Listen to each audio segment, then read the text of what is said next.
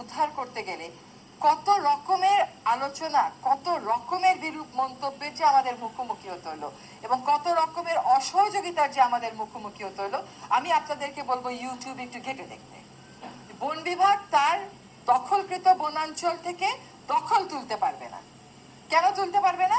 কারণ এখানে গরিব মানুষেরা থাকে। আচ্ছা আমাকে বলেন, বন কি একটা আশ্রয়ন প্রকল্পের জায়গা?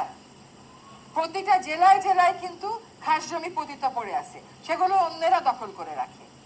সেখানে আপনারা আশ্রয় দেন, তাহলে তো আমার নদীর মধ্যে থেকে আমি কোনোদিন দখল তুলতে পারবো না। এই যে একটা রাজনীতি, এদেরকে সামনে এনে দিয়ে আসলে দখল বাণিজ্য বজিয়ে রাখা, এইখান থেকেও তো আমাদের আসতে হবে সরে। গেলাম সিলেটে, জাফলং এর মতো একটা অপূর্ব সুন্দর জায়গা একেবারে চোখের সামনে নষ্ট হয়ে যেতে দেখলাম, ধ্বংসলীলা। এই পাথর নাকি তুলতেই হবে। কেন তুলতে হবে? কারো কাছে পরিসংখ্যান নাই। অথচ দেশের পাথরের যা আমরা তুলি সবকিছু ধ্বংস করে দিয়ে দেশের পাথর চাহিদার মাত্র 6 ভাগ মিটে হলো এই পাথরগুলো তুলে। বাকি 94 ভাগে আমি আমদানি করি। 94 ভাগে যদি আমি আমদানি করি, 6 ভাগ কেন আমি আমদানি করতে পারলাম না? কেন আমরা ভিয়েতনামে গিয়ে ওদের নদীর ট্যুরিজম কত সুন্দর এটা দেখি, কেন আমি জাফলং এ একটা ইকো ট্যুরিজম করতে পারলাম না?